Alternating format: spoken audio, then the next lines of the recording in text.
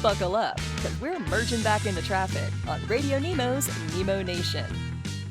We head further down the road. I'm going to turn this one over to Dave in full because, this is Nemo Nation, and it's a chance to catch up with a longtime friend of ours. It is National D.B. Cooper Day, so everybody raise a glass to his memory, and let's all hope that he's someplace on a beach collecting 7%. I really am hoping for that. I have this great image of D.B. Cooper, who, by the way, there's a lot of rumors as to who he was and who he could have been. Who played him in the movie, by the way? Oh, I don't know. Perfect choice. Treat Williams. That sideways smile, that sense of I can get away with anything, really just kind of plays in beautifully. He's actually been represented in a lot of television shows as well, too. There is a really great a long-running spy television show where it turns out a character who goes by one name in like season 4, he's revealed to be D.B. Cooper. It's like this great reveal. Speaking of great reveals, we got a great friend here, Dave, a chance for you to dig in on one of your favorite topics of the year, of the century, of the decade, of the month. On and on and on. Would you care to do the intro, or should I do this? I will introduce our dear friend, Rebecca Brewster. She has been a friend personally and a friend of the show for longer than I can remember now. And it's going to become a much more sizable contributor to Nemo Nation as well, too. We're looking forward to that as well. Yeah, she's the head honcho at ATRI, American Transport Research Institute. You can go to truckingresearch.org and find out all about them. Rebecca, good morning. I'm not going to be with you because Dave's like, I want to do this by myself. I'm like, okay, fine, do it by yourself. Good morning. Good to have you. Well, good morning, Jimmy, and it was good talking to you, but I'm looking forward to talking to Dave this morning. Take it away, Dave. Well, I'll let you guys know. Rebecca, good. Thank you so much. Been liking your pictures that you've been posting on Facebook lately. Well, thank you. I love social media for that. It's just, it's a way to stay in touch with people. It's a way to share, as we say, food, family, and friends. So there it is, the 3 Fs. Okay. The 3 Fs. So the top 10 numbers are out. You guys introduced those out in San Diego earlier this year. Let me say, a few weeks ago. We always look forward to seeing. I think the industry really looks forward to seeing these numbers and see how does it compare. And then you guys introduced the company driver and then the motor carrier lists and see how they compare. And then a few years ago, you did the company driver and owner-operator list, see how they compare. And that's where I went first. And usually we start off with the top 5, which we're going to do, top 5, and then next show we'll do the bottom 5. And the reason we don't do them in alphabetical order, in Letterman order, is because the bottom 5 are usually more interesting in a way. And boy, in this case, that is the absolute case. But I looked at the driver and the company lists, and there are only 2 things in common. And I didn't go back and do the research, but I think that's pretty unique. Did you notice that there were only 2 things, the truck parking and broker issues? That was it. On both the driver and motor carrier list. Yeah. And Dave, you expect to see differing issues on those lists. Correct, of course. Because very different experiences. Drivers live day to day on the road, so things like truck parking are near the top. But to see such differences, I haven't done the research either, and now I'm intrigued, and I'm going to go back and see if there was another list like this where there are only 2 common issues. I don't think so. It is very revealing, I think. Okay, talking to Chuck Snow a little bit earlier, and we were talking about the piling on of things in the industry. In terms of we've always had this, we've always had that, and they come and go, but now everything seems to be happening all at the same time. There seems to be so many issues. I don't see how you could have more than 2. You'd have to have a list of 20 to make it work so that you wouldn't have just 2 that are the same, because there are so many issues. So you pick an issue, any issue, and it's going to get on somebody's list. Are we experiencing an overall piling on in this industry? Can you relate to that phrase at all? I can. I can. And in fact, if there's a criticism that's levied against ATRI relative to this report each year, it's when people take the survey and you're asked to pick from a list. This year, there were 27 issues on the list. Mm-hmm. You're asked to pick your top 3. And people inevitably write to us, email us, send us messages and say, all of these are important. You've got to let me pick more than 3. Well, I get it. They're all important. Otherwise, they wouldn't be on the list for you to pick from. But our methodology requires people to really hone in and say, these 3 are the most impactful to me.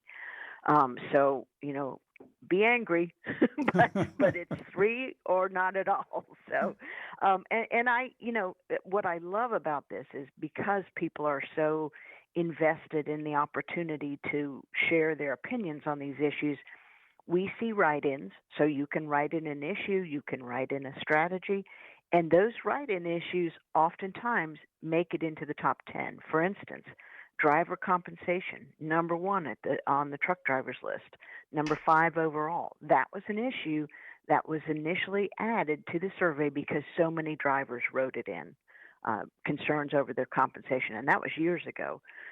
We saw something else. We saw several others jump into the overall ranking this year that were issues that drivers had been ranking as important to them and started out as issues that drivers were writing in as important to them. So, this is unlike other surveys where you can write something in and nobody pays attention to it. We actually do and elevate those issues that get a lot of write-in responses to the overall survey. And you have a list of emerging issues to that point that are 11, 12, and 13: driver distraction, driver shortage, broker issues. Over in the overall list, even though those things do play into the top 10s in the individual lists. So there's a lot of lists. There's a lot of lists. There's a lot in this report for folks to unpack. And I appreciated Jimmy reminding folks that they can go to our website, truckingresearch.org, download this report, and any and all of ATRI's studies are there available for folks to download at no cost. Yes, I remember when you and I first met. We first met over this, and we started our ATRIs on the air with this. And I said, you can use it or abuse it. And you kind of picked up on that. And that's what people do when number charts come out. They use them and abuse them. But it's out there, and it's absolutely free for anybody that wants it. And it's immediate, too. You just go to atri.org, click the thing for the survey, fill out the little form, click the button, and poof, it comes to you immediately. You don't have to wait for an email. It just comes. So do that. Read through this stuff. It only comes out once a year. And you can actually go through this in a year's time and just really dig in and understand this industry from the inside out, more so than I think you can from any other source, because it tells you what the problems are and what folks are looking at to solve those problems. That's the other thing that we bring up about this report, is that there are, well, again, 3 methods of alleviating these problems. So number 1 is so let's go to the lists now. Let's go to the big list, the big overall list. This includes everybody: owner-operators, lease operators, company drivers, and executives, let's put it that way, or people in the offices. The economy is number 1 on this list. Does that even need to be stated at this point? But I guess it does. Well, if you know what I'm saying. Absolutely, and some things show up on this list, and I'm surprised by them. And certainly when we talk next month about the second half of the list, I will share some of my surprise with some of these issues. Okay. But the fact of the matter is, I think we all knew the economy was going to be the number 1 concern. it's now the third year in a row it's been the number one concern. I personally would like to put out an appeal to everybody. Let's come up with something else to be the number one issue in the industry because I think we're all feeling the fatigue of what's going on in the broader economy, but certainly in the freight economy. And it's interesting, Dave, because we talk about the driver list, and at the driver list, the top concern was driver compensation. I think these are really, part and parcel of the same issue because the broader industry ranks the economy as the number one concern. How is the economy playing out for drivers in their compensation? So, I think it's really hard to separate those two issues. So here we are again, the economy, the number one concern in the industry. Last time we saw the economy, not recent times when it's 3 years in a row now the number one issue, but the last time we saw it as the number one issue was back in the Great Recession. So, it's one of those challenging issues that impacts all parts of the industry. You said this is everybody's list, everybody who did the survey. This includes equipment manufacturers and people who sell products to the trucking industry. Well, if the trucking industry is hurting, those people are hurting too. So, everybody's all in on this. The economy is the number one issue. And the proposed fixes for that are stated here, of course, too. But then again, that's all so fleeting because it ain't up to us in this case. A lot of this stuff is up to us, but this one isn't. Right. And so that's why the strategies here are really just to help the ranked strategies are really to help the industry understand and be able to communicate to elected officials and those who can do something about the state of the economy, how impactful it is to the trucking industry. So, the number one strategy is look at how the increasing operational costs, which ATRI documents every year in our ops cost research, how is that impacting the broader economy? What's the role of tariffs in that? And what does this mean for the general consumer? I think so often the general public doesn't connect the dots between transportation costs and what they pay at the store. They don't think about how that stuff got to the store. But if those costs continue to go up, like we've seen in the operational cost of trucking, the price of everything is going to continue to go up as well. And I don't think the consumer understands that the trucker, and I mean the trucking industry and the individual driver too, for that matter, I don't think the consumer understands that the trucker understands because they're consumers too. We're all in the same trailer, so to speak. Absolutely. So there's that. Now, moving on to lawsuit abuse reform is number 2. That has been, a thorn in the side and the other side of trucking for a long, long time. It has, and I sometimes call this the artist formerly known as tort reform. So, but now we use the vernacular of lawsuit abuse reform. But clearly, the trucking industry is in the sights of the plaintiffs' bar, and we're a favorite target. And I don't care where you live in this country. You can turn on your television, and you will see an ad from a plaintiff's attorney saying, "In a truck accident, come see me, and I'll get you a big payout." And that's ubiquitous across the country, and it's a very challenging situation, and it plays out in so many different ways. It drives up the cost of insurance. It drives up the availability of insurance. It leads, one crash could lead a smaller carrier to have to close their doors, and so there's employment impacts there. I mean, it's just a very, very challenging environment. So much so, Dave, and I know you remember 5 years ago, 2020, we released a study on nuclear verdicts and the impact of nuclear verdicts on the trucking industry. Yes. Well, we are getting ready to release next week a new study looking at litigation trends and those impacts on the trucking industry. So an update to that earlier study. So we'll get to talk about that on some future call as well. of the three proposed strategies, the first one is to promote state-level reform. That seems to be where everybody pretty much needs to go at this point. I mean, I don't know on the federal level if anybody's ever going to get anywhere, but it seems like some states have already done some proactive things on this. Maybe Kansas and Texas. I don't want to name states, but you know what I mean. Every once in a while, a state. And then when you look at the fine print, though, it's not as good as it seemed in the headline.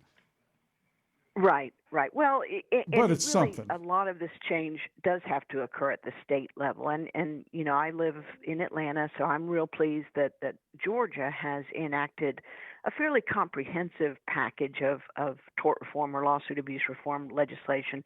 But it is still, you know, it's an issue that needs acknowledgement at the federal level, and there are things that could be done at the federal level. And in this study we're going to release next week, we'll talk some about what some of those things are. But you know, this is one of those issues, shows up on the motor carrier side for sure, shows up on the overall list because it's so impactful. And quite frankly, even though it's not an issue that drivers rank, it is impactful to drivers as well. Like I said, if you know, we did research on nuclear verdicts. Well, if you're a small fleet and you have a crash that has $1 million payout, that's a nuclear verdict to you. And you know, it will lead your insurance premiums to go through the roof. It's just a very impactful situation right now. Yeah, and you're the driver right in the middle of it all. So, yeah, you're affected for sure. Insurance cost, well, you know, in hand here, insurance costs and the availability of insurance. And boy, availability, I don't remember availability being part and parcel of the insurance discussion. Did I miss something along the way? So we added that a couple of years ago because we okay. had just the cost of insurance, but quite frankly, people said, you know, the market's getting so tight from insurers leaving the marketplace, so there's not the capacity out there. So we added availability to it as well. So it's not just what does it cost, but you know, what are my options for finding people who will insure my fleet? Yeah, you know, even on a personal note here, we had an we had insurance on our car with one of the old. I mean, since I was a teenager, I had this company, and they stopped doing business in Louisiana. I mean, you know, there's Yeah. So there's that. So that hits you, you know, company wise, and can hit you personally as well. Truck. Absolutely. And you know, I don't separate those two issues. They typically stay, lawsuit abuse reform and insurance cost and availability usually stay pretty close to each other in the ranking because they're so closely related. Let me say this, on the motor carrier side, the economy is number one, lawsuit abuse reform is number two, and insurance cost and availability is number three. And you're saying, well, wait a minute, I thought you said everybody contributed to the big list, because the truck drivers' top three are not the same at all. But that just points out that, yeah, when the truck drivers put it all in there, their number added up to match, to join the number of the motor carriers. So even if driver compensation is number one on the truck drivers list, the economy still plays pretty much as heavily, if not even more heavily than that, because how can your own pay and the economy itself not be linked? Absolutely. Absolutely. So we move on to truck parking, which is number two on the driver's list, but it is on the motor carrier list. It's number 9 on the motor carrier list. It's been on the motor carrier list for years, and it's always lower.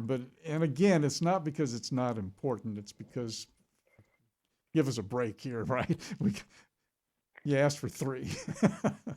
Right. And you know, I put it in the win column that it does show up on the motor carrier list because, Dave, Oh, yeah. every audience I present this to, the results of the survey, I always say if you're a motor carrier who wants to find and keep the best drivers, then you have to care about what drivers care about. So, and drivers, depending on the year, sometimes truck parking is number one for drivers and compensation is number two. This year it happens to be compensation number one and parking number two. So I appreciate that it shows up on the motor carrier list. It's interesting that on the overall list it dropped down two this year. It was number two last year on the overall list. It's number four this year. And as we point out in the report, Dave, this is one issue where we've had a little bit of good news this year. There hasn't been a lot of good news in the trucking industry, but we are seeing states start to add truck parking capacity. Yes, absolutely, absolutely. We've talked to a lot of folks in the different states through the year. They got 45 coming here, 87 spots over here, that sort of thing.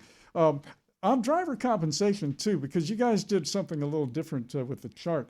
The first time driver compensation showed up on the list, it showed up as number 3 overall, which means that not just drivers were talking about this, but a lot of carriers put that down because you couldn't get to number 3 on the list otherwise. So 2019 is the year that driver compensation made the list for the first time. Does that say anything to you in terms of the time frame? When you looked back to say, I'm sure you guys, when you do this stuff, you say, let's go back and see when driver compensation first got on the list. Were you surprised that it was 2019 so recently? Right. It was recently. And again, that was an issue that drivers had been writing in. And so we saw enough write-ins to push it to the full survey. And so 2019 was the first year it got pushed to the full survey, so everybody could, it was, not introducing bias into it, but it was there for people to see. And so I think that explains why. So, 17 and 18, we had drivers writing it in.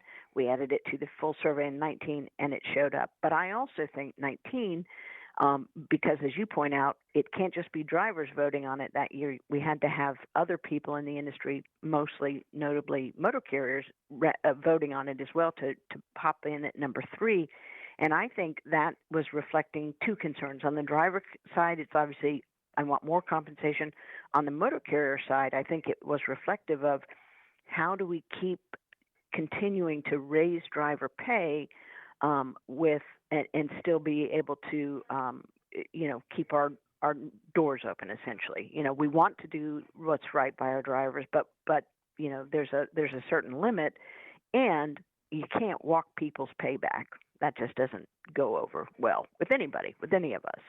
So it just is reflective of, two sides of that coin that drove it onto the survey and number 3 overall in 2019. But since then, it has stayed a top 10 issue overall. Yeah. And again, driver compensation is number 1 on the company driver list, number 3 on the owner-operator. And you say, well, how can that be? Well, broker issues is number 1 on the owner-operator's list, and that's all about compensation. So, yeah, you get a kind of a double whammy on that one for sure. Truck parking is number 2 on both the company drivers and the owner-operators list, because parking plays into every other aspect. It plays into every aspect, from personal health and well-being to the legal and regulatory problems, and then, of course, the monetary problems, and the tickets that you get, too. Those are expensive. So the parking thing is still, wow. Has there been any, of course, you always get comments, and you got immediate comments there when you revealed all of this in San Diego at the ATAMCE. What was some of the immediate response in terms of not what's on the list, but the way the list comes out? Well, one of the notable things was the fact that this is the first time since we've been doing this since 2005 that the driver shortage is not in the overall top 10. So that jumped out to folks. And certainly we discussed that as part of the panel when we did the big reveal of this list. First time we've not seen driver shortage. Last year it had dropped all the way to number 9. And then they're just rolled by a big truck right past my home. Perfect timing. It dropped down to number 9, and then dropped out of the top 10 for the first time this year. And that's directly reflective of what's going on in the economy, quite frankly. And it just shows you how impactful these other issues are to the industry at large. That our workforce issues, driver shortage, the need for diesel technicians, don't even crack the top 10 anymore, because we've got all these regulatory impacts and broader macro economy impacts that are touching everybody. Yeah. There's a lot to know about what's not on the list and why it's not on the list, for sure. Right. Matt Beach, who heads up 10-4 recruiting, is doing Popeye's pre-cooked frozen turkeys this year for Thanksgiving. What are you doing? We go out to eat. Ah, nice. Rebecca is not a cook, so my family gets better served if we go out to a restaurant. Ah, fantastic. You're a data cook, is what you are. You cook data. That's what you cook. No, Right, well, let me I ask you cook data, this, not though, food. because all the truck stops, and TA Petro is going to have a great Christmas Day dinner. They always have great Thanksgiving dinners, too. But do you go to a restaurant to get turkey and dressing and mashed potatoes, or do you get other stuff like Chinese or Mexican? We go to a Brazilian steakhouse because we're all about all-you-can-eat meats. Not the one in Bridesmaids, though, I hope. No. Oh, my goodness gracious. Well, I love that. We go out to eat on Thanksgiving. That's wonderful. I'm picturing the Griswolds at the not the Griswolds. Who was it? Where they wind up in the Red Ryder BB gun. Where they wind up. In Ralphie. Ralphie. We never know their last name. Story, yeah. We never know their names. It's the old man, mom, and Ralphie. Yep. Yeah. That's it. They wind up at the So I was picturing you at a Chinese restaurant. I'm sorry. Fa ra ra ra ra ra ra ra. There you go. There you go. Rebecca, happy Thanksgiving from all of us here. Thanks for making the time early in the week. All the best. Love you. Thank you. Thanks. Talk to you later. Bye.